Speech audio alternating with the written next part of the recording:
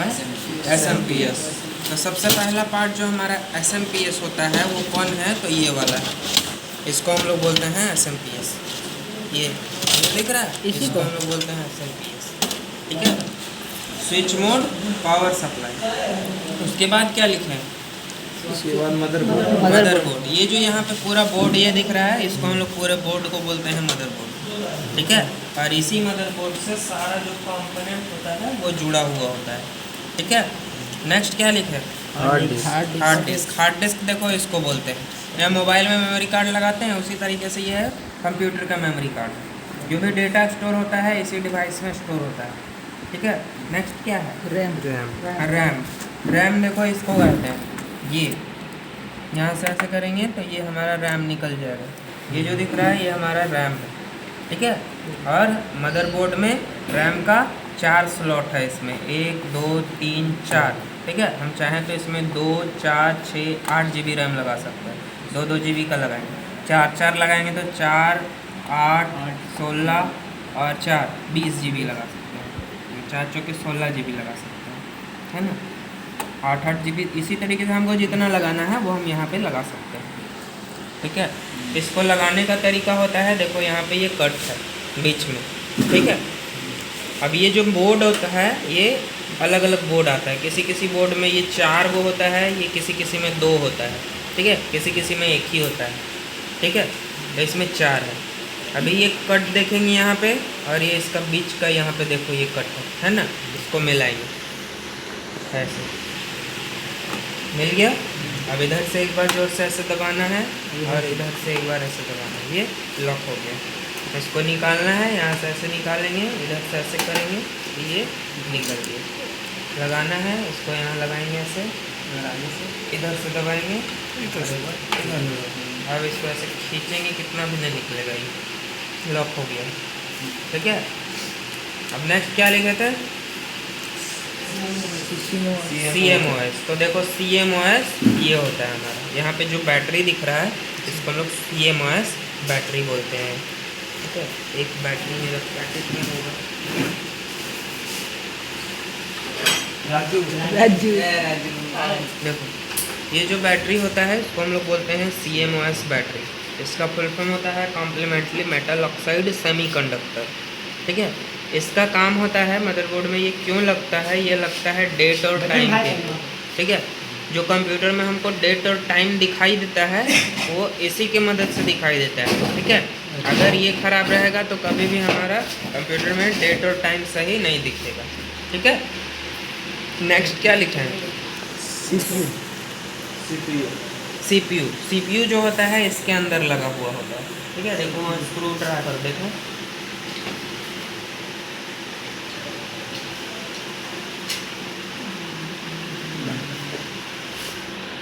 हम लोग CPU fan बोलते हैं, कूलिंग फैन, ठीक है।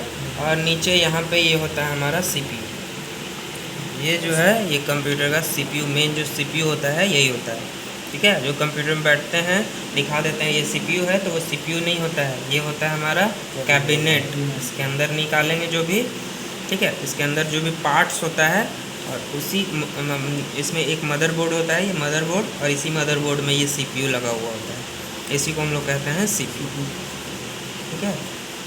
अब देखो यहाँ पे बहुत सारा पिन है, ये एक भी पिन यहाँ से टूटा या फिर टेढ़ा हुआ तो हमारा ख़राब हो जाएगा ये मदरबोर्ड, ठीक है।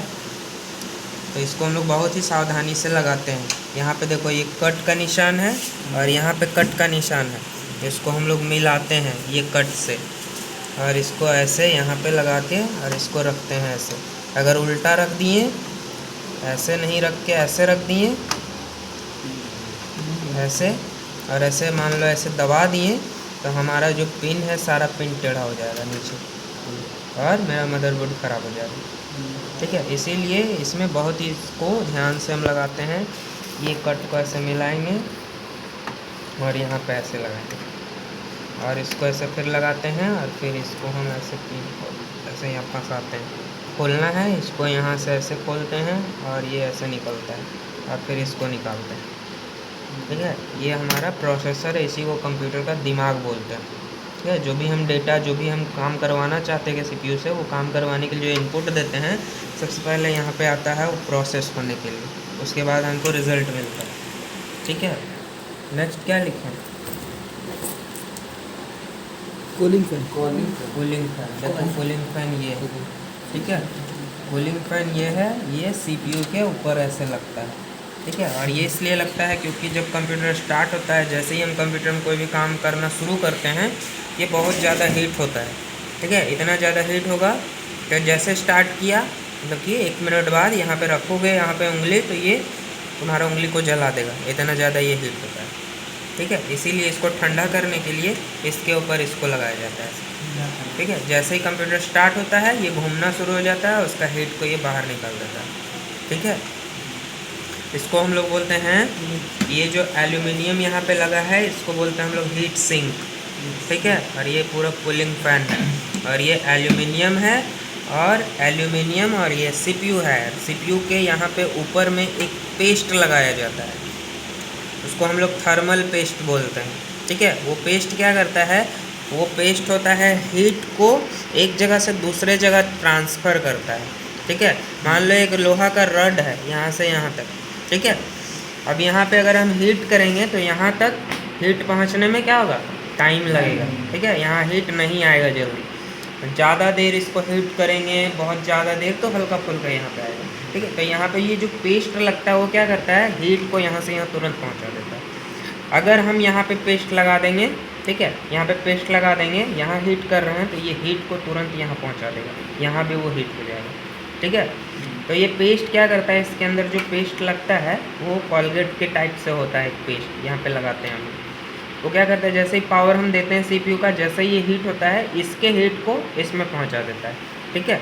और ये क्या करता है? एल्यूमिनियम में हीट जाता है और इसके जरिए, फ़ैन के जरिए ये बाहर निकल जाता है, ठीक है। तब हमारा जो सीपीयू है लंबा समय तक काम करता है, लंबे समय तक हम काम कर पाते हैं। अगर इसमें ये कूलिंग फ़ैन को इसमें से हम हटा दें, निकाल दें, तो क्या होगा? कंप्यूटर स्टार्ट करेंगे तो स्टार्ट हो जाएगा, लेकिन 2 मिनट 5 मिनट चलेगा और कंप्यूटर बंद हो जाएगा, ठीक है। या फिर 2 मिनट 5 मिनट चलते चलते ऑटोमेटिक वो बहुत सारा एप्लीकेशन अपने आप खुलने लगेगा, हैंग होने लगेगा, ठीक है। इसीलिए हम इसको लगाते हैं ताकि हमारा जो सिस्टम है लंबा समय तक काम कर पाए और ये मतलब कि ठंडा हो सके, ठीक है। इसीलिए हम इसके ऊपर इसे लगा देते हैं। और इसके जो पिन है स्विच को, यहाँ पे स्विच में हम लगा देते हैं, यह ये पिन, इसको हम यहाँ से ऐसे लगा देते हैं, ये लग गया, ठीक है। नेक्स्ट क्या लिखें?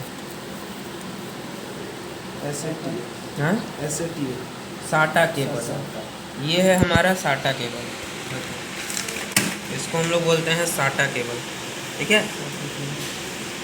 अच्छा, मोबाइल में होता है डाटा केबल, चार्जर में होता है डाटा केबल, ठीक है। अब इसको साटा केबल का ज़रूरत चाहिए, ज़रूरत होगा, इसको हम यहाँ पे लगा देंगे ऐसे, ये लग गया। और यहाँ पे ये होता है साटा पोर्ट, या 4 है, हमें इसमें 4 हार्ड डिस्क लगा सकते हैं एक बार में, यानी 4 मेमोरी कार्ड इस तरह से लगा सकते हैं। अब हम इसको यहाँ पे डाल देंगे, ये लग गया है, ठीक है। अब इसको क्या होगा? अब ये हार्ड डिस्क को ऐसे डाटा केबल से हम इसको, मतलब साटा केबल से इसको हम कनेक्ट कर दिए, तो इसका जो है डेटा ट्रांसफ़र होगा इसमें? नहीं। क्या है, नहीं होगा? बोलता है नहीं। हाँ, ट्राई किया क्या लैपटॉप में?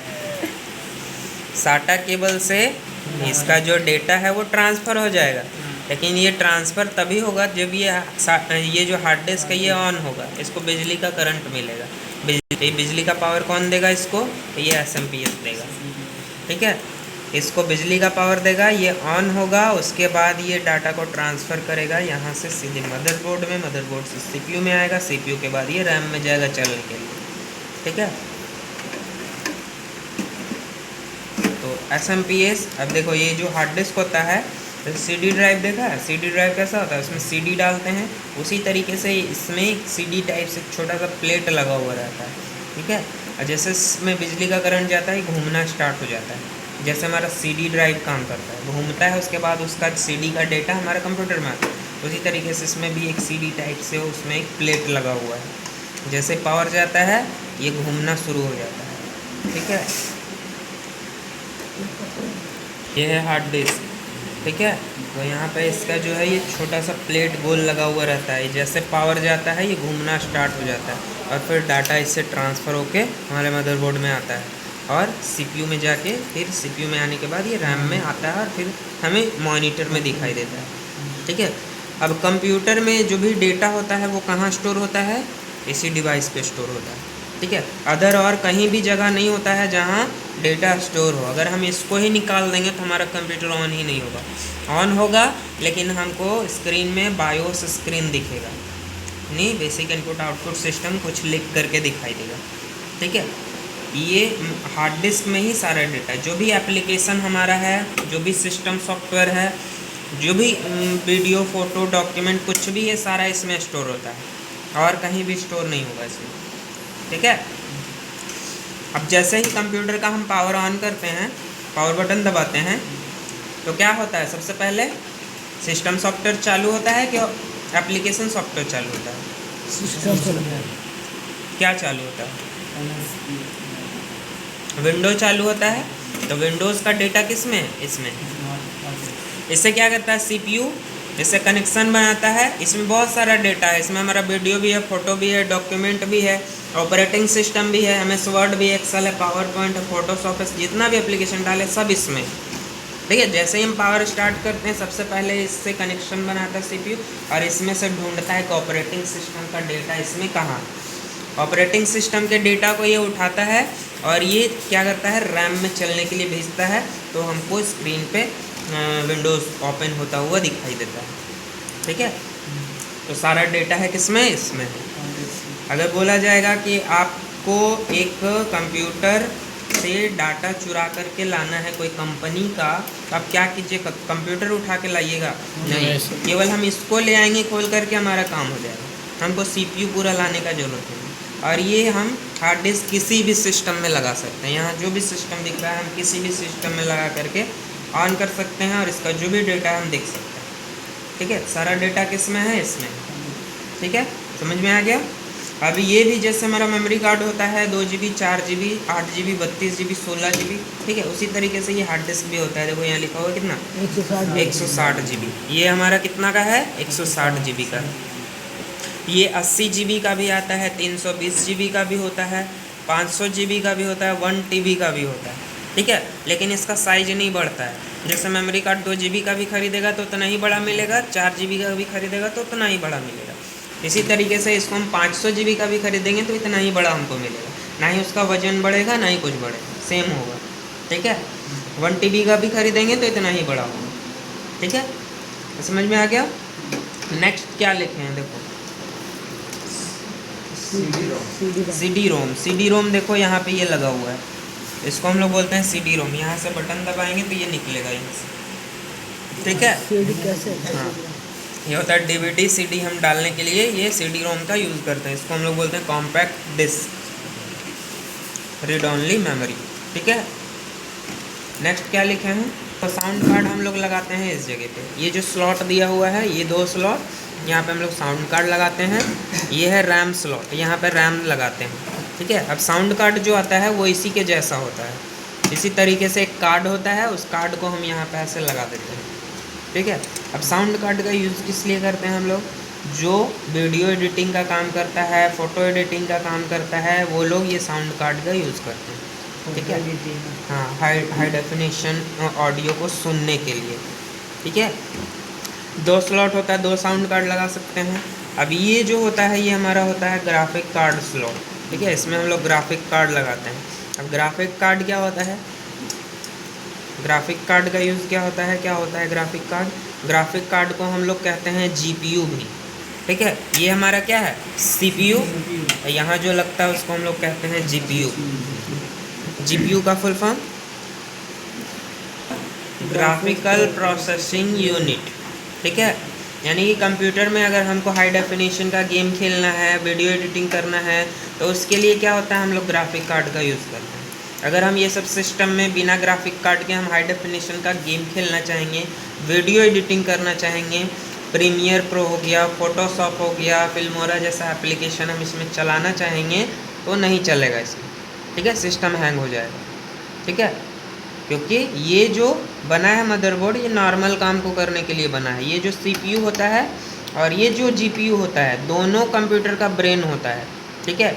ये जो दिमाग बना हुआ है सीपीयू का ये नॉर्मल काम को करने के लिए बना हुआ है, ठीक है, और इसमें एक और दिमाग लगा देंगे, इसमें जोड़ देंगे तो इस सीपीयू का क्या है, मतलब इस मदरबोर्ड का पावर हाई हो जाएगा, ठीक है, कैपेसिटी बढ़ जाएगा काम करने का, ठीक है, 2 दिमाग आ जाएगा। तो नॉर्मल काम को हैंडल करता है ये, ग्राफिकल वर्क को हैंडल करता है जीपीयू यानी ग्राफिकल प्रोसेसिंग यूनिट। ये नहीं रहेगा तो हम वीडियो एडिटिंग का काम, फोटो एडिटिंग का काम नहीं कर पाएंगे सिस्टम में, हैंग होगा हमारा सिस्टम, चलेगा ही, ठीक है। तो ये होता है हमारा जीपीयू, याद रहेगा ना, ग्राफिकल प्रोसेसिंग यूनिट जीपीयू, ये होता है साउंड कार्ड के लिए, ठीक है। नेक्स्ट क्या लिखे हैं, सिंक, ठीक है, ये हीट सिंक है और ये क्या करता है मदरबोर्ड ये हीट को एब्जर्व करता है ये भी, और ये जो हीट सिंक लगा हुआ है इसके नीचे ये सीपीयू के हीट को एब्जर्व करता है, हीट को एब्जर्व करता है, ठीक है। अब ये जो पूरा सीपीयू है ये 2 भाग में बटा हुआ होता है, एक पूरा ये और ये सीपीयू का ये अलग भाग होता है, ठीक है। सीपीयू को पावर देने के लिए ये एसएमपीएस का अलग केबल लगता है, पूरे मदरबोर्ड को पावर देने के लिए एसएमपीएस का एक अलग केबल लगता है, ठीक है। ये समझ में आ गई ये क्या होता है, CMOS बोलते हैं इसको, CMOS बैटरी। अब यहाँ पे ये जो दिख रहा है ये होता है हमारा रोम, ठीक है, इसी में है हमारा BIOS system, basic input output system, और ये मदरबोर्ड में पहले से ही लगा हुआ था, इसमें हम कोई बदलाव नहीं कर सकते हैं, ठीक है, ये परमानेंट इसमें लगा हुआ रहता है, इसको हम चेंज नहीं कर सकते हैं। अब यहाँ पे आएंगे तो यहाँ पे एक छोटा सा डिवाइस लगा हुआ है, ये इसको हम लोग बोलते हैं बीपर, ठीक है, बीपर, ये है बीपर, ये एक छोटा सा स्पीकर है, ठीक है, जो कि आवाज़ करता है। जैसे हम पावर ऑन करते हैं सीपीयू का, टी टी ऐसे करके आवाज़ करेगा 2 बार, ठीक है। तो ये लगा हुआ होता है एरर को बताने के लिए, यानी कि हमारे मदरबोर्ड में कोई एरर है या फिर सब ओके है, ठीक है।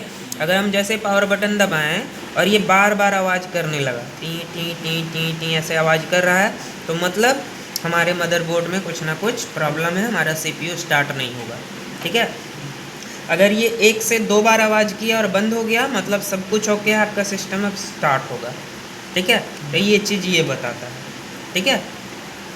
अब ये यहाँ पे ये जो दिख रहा है इसको हम लोग बोलते हैं आईसी, इंटीग्रेटेड सर्किट, ठीक है, ये होता है आईसी, मोबाइल फ़ोन में भी ये होता है आईसी, ठीक है।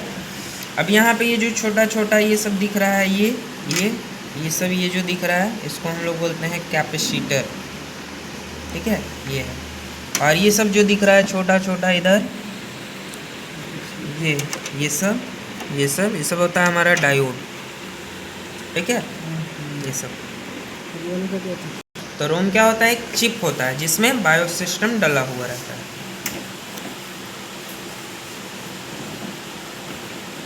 ठीक है। अभी ये कंपलसरी नहीं है, इसको हम हटा भी देंगे तब भी हमारा सीपीयू ऑन हो जाएगा, ठीक है। ये होता है पूरे, अगर सीपीयू में कोई हीट है तो उसको ये बाहर निकालता है,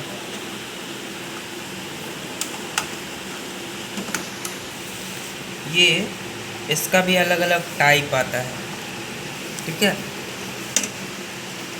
यहाँ पे देखो क्या लिखा हुआ, पढ़ो क्या लिखा हुआ,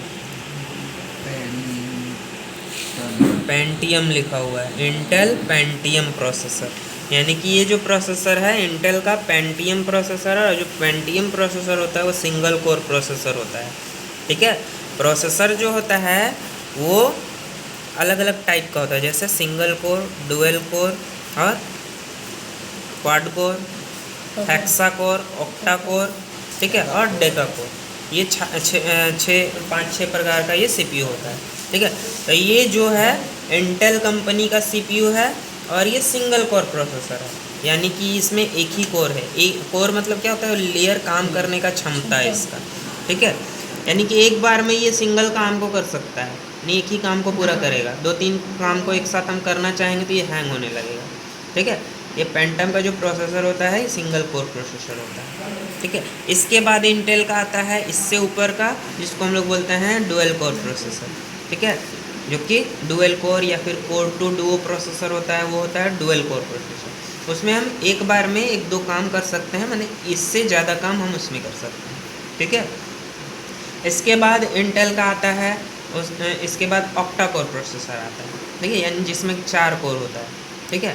डुअल कोर मतलब 2 कोर होता है, ऑक्टा कोर में 4 कोर होता है, सिंगल कोर में 1 ही कोर होता है, वो एक ही काम को एक बार में कर सकता है, बहुत ज़्यादा वो हैंग होगा, ठीक है। डुअल कोर में उससे ज़्यादा, ऑक्टा कोर में उससे ज़्यादा। ऑक्टा कोर जो प्रोसेसर होता है वो i3 i5 में होता है, ठीक है। i3 i5 में ऑक्टा कोर प्रोसेसर होता है, बहुत सारा i3 में भी डुअल कोर प्रोसेसर ही होता है, ठीक है। अब उससे ऊपर जाएंगे हम i7, सुने i7 CPU। अगर हम लैपटॉप लेने जाएंगे तो उसमें आता है i3 processor, i5 processor, i7 processor, ठीक है।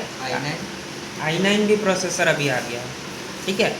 तो i3 जो प्रोसेसर होता है उसमें डुअल कोर या क्वाड कोर प्रोसेसर होता है, यानी 2 कोर या 4 कोर होता है। उसका काम करने का कैपेसिटी थोड़ा सा अधिक होता है, वो मतलब कि नॉर्मल सारा काम को हम उसमें कर सकते हैं, ठीक है। उसके बाद आता है इससे हाई i7 का, अगर हम लैपटॉप लेते हैं या फिर कंप्यूटर लेते हैं तो उसमें ऑक्टा कोर प्रोसेसर होता है।